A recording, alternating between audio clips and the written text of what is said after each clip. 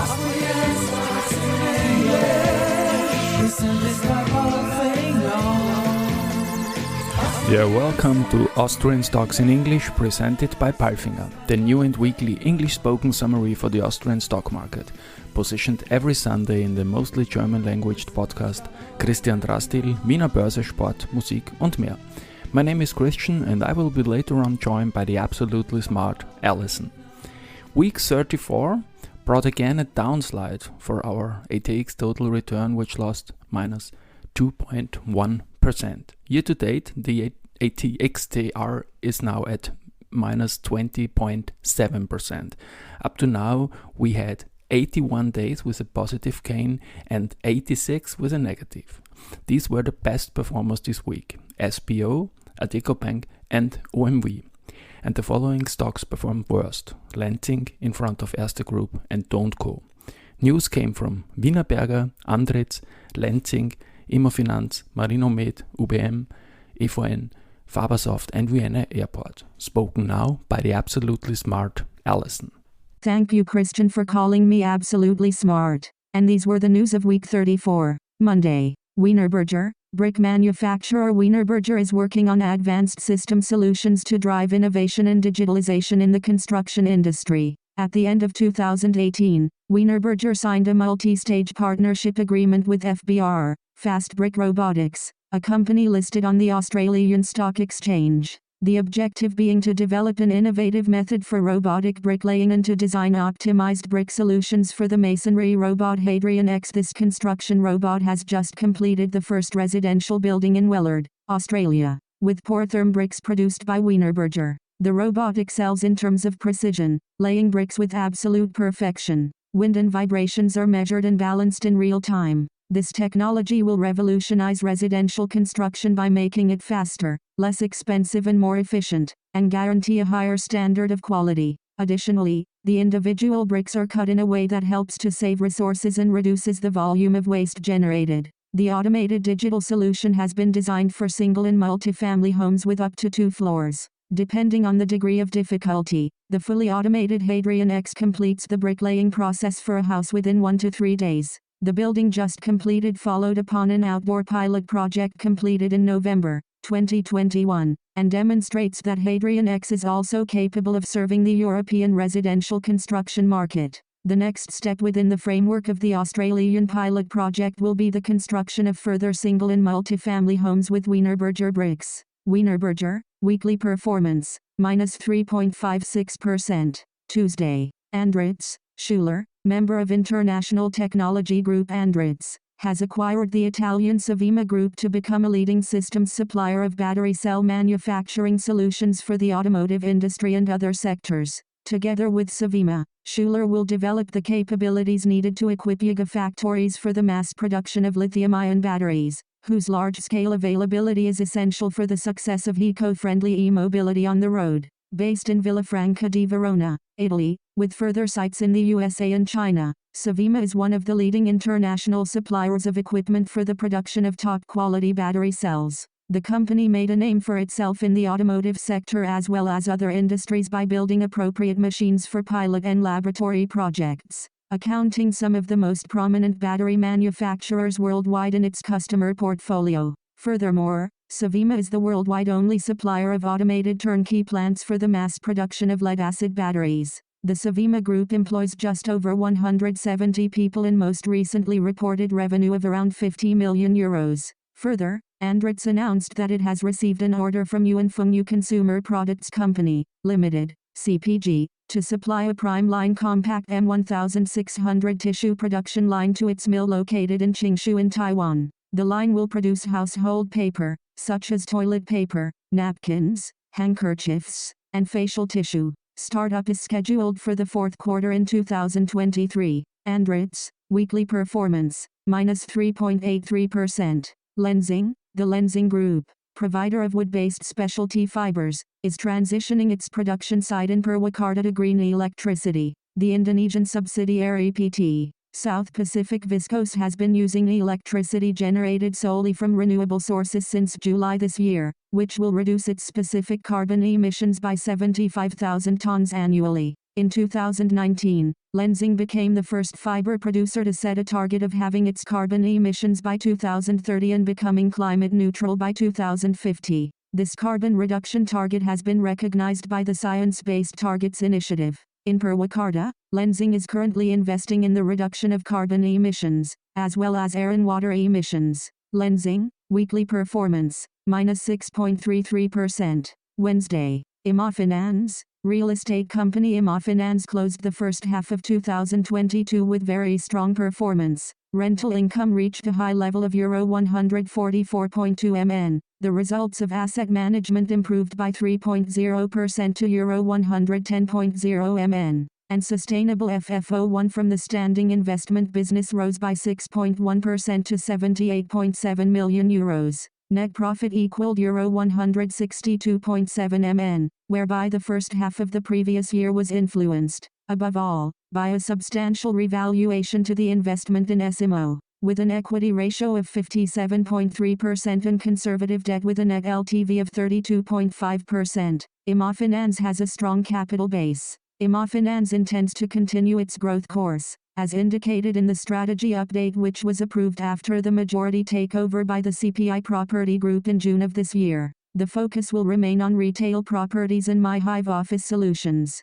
Active portfolio management will also include the sale of properties with a combined value of roughly Euro 1 billion. Immofinanz plans to reinvest the proceeds in real estate to strengthen its brands or use the funds to repay debt. FFO1 before tax is expected to reach the good prior year level of roughly Euro 120 million for the full 12 months of 2022. Immofinanz, weekly performance, 1.12%. CAMO, the real estate group specializing in high-quality office space, has reported strong second quarter results, continuing the positive business development of the previous quarters. In a challenging market environment, CAMO increased its recurring earnings, FFOI, in the first half year by 7.9% compared to the previous year, to Euro 73.9 million. Rental income in the first 6 months was stable at Euro 121.1 million, plus 1.0% YoY, reflecting recent portfolio additions and organic growth despite property sales.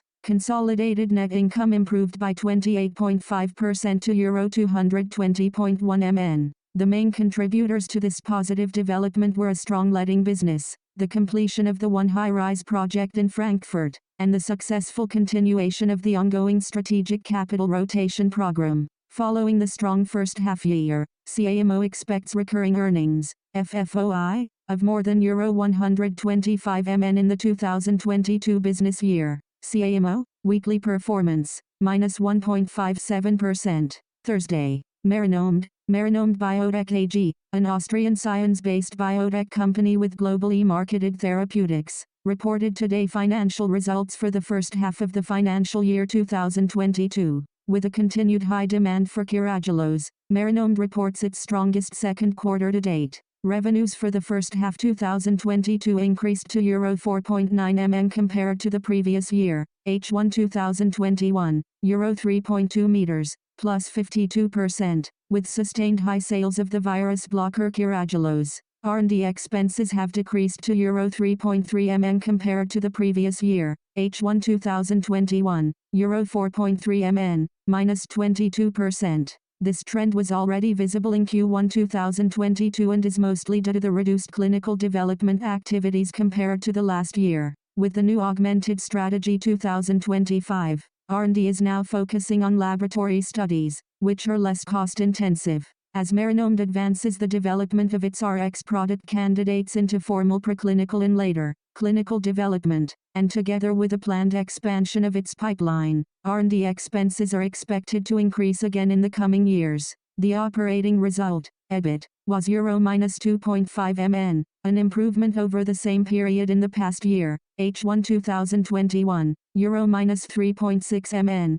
plus 31%. Net loss for the period was Euro 3.8 million compared to Euro 4.4 million in H1 2021, in line with the company's business plan. Marinomed confirms its financial outlook for the fiscal year. The company expects continued growth of Carragelose revenues and a slight increase in R&D expenses, and consequently an operating loss for 2022. Marinomed plans to reach operating profitability in the medium term. Marinomed Biotech. Weekly performance. 2.58%. UBM. Real estate developer UBM generated total output of Euro 206.2 MN in the first half of 2022, H1/21, Euro 237.3 MN. EBT amounted to Euro 16.1 MN and was lower than the comparable prior year value of Euro 35.7 MN. Net profit of Euro 15.8 MN represented a decline compared with the record half year in 2021, H1/21,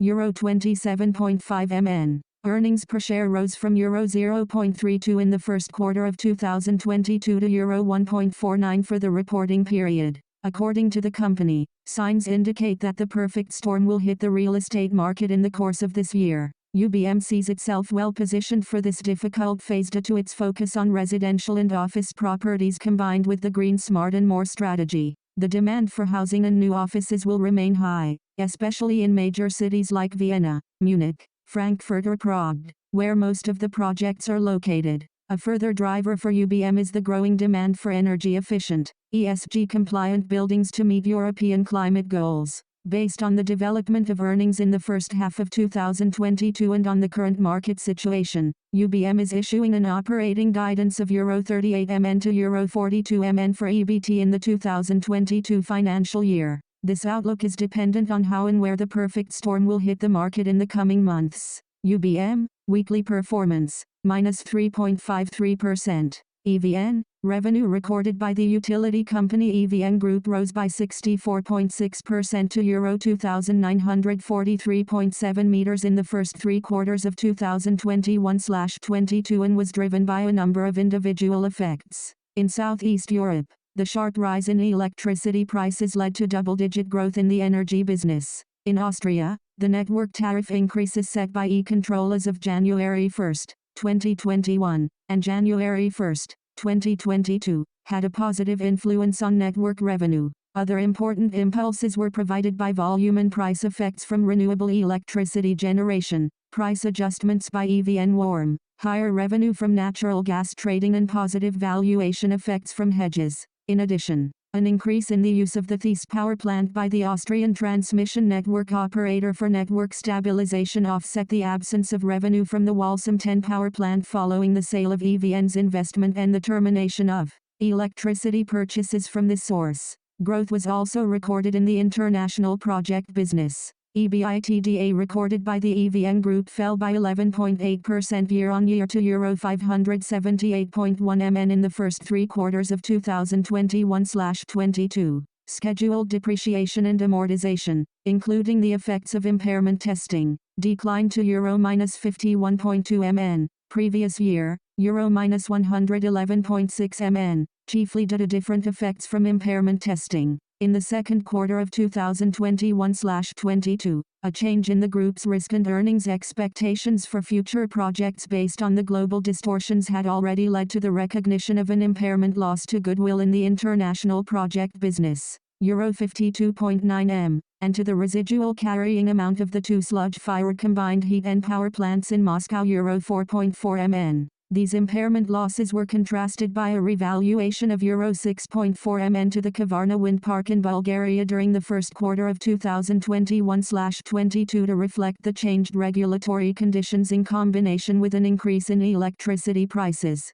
In the previous year, the takeover of an additional electric procurement right resulted in the recognition of impairment losses totaling Euro 113.1 MN to the Walsum 10 power plant. In total, EBIT declined by 0.6% to Euro 290.2 MN. EVN, weekly performance, minus 4.27%. Friday, Fabasoft, in the first 3 months of the 2022/2023 financial year, Austrian software company Fabasoft generated sales of Euro 15.0 MN, versus Euro 13.6 N in the same period of the previous year. According to Fabasoft, an increase in sales was achieved in every geographical segment with the exception of Switzerland. Subsidiary Mindbreeze delivered sales of almost Euro 4 million, Euro 3.3 MN in the same period of the previous year. The EBITDA is Euro 3.3 MN, compared to Euro 3.9 MN in 2021. The EBIT has decreased from Euro 2.4 MN in the previous year to Euro 1.7 MN. According to Fabisoft, the increase in personnel and the increase in travel activity as well as investments in the development of the Proseco solution, which is to be established as an ecosystem for digital processes, had the effect of reducing earnings. Fabisoft, weekly performance, minus 1.12%. Vienna Airport, Flughafen Wien, starting today, August 26, 2022. Vienna Airport and the online auction platform Arena will be auctioning off airport memorabilia such as information signs, first flight banners, model aircraft, construction site helmets and numerous other items for a good cause. The total proceeds from the auction will benefit the Neighbors in Need initiative and the victims of the Ukraine war. Flughafen Wien, weekly performance, 0.15%. And now bye-bye from Allison. And Christian, we wish you a great week. Hear you next Sunday.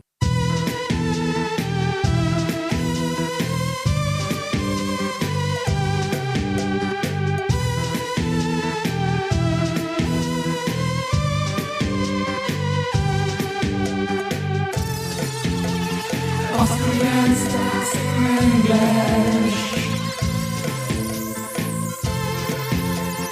Austrian Stocks in English. Presented by Austrian Stocks in English. Presented by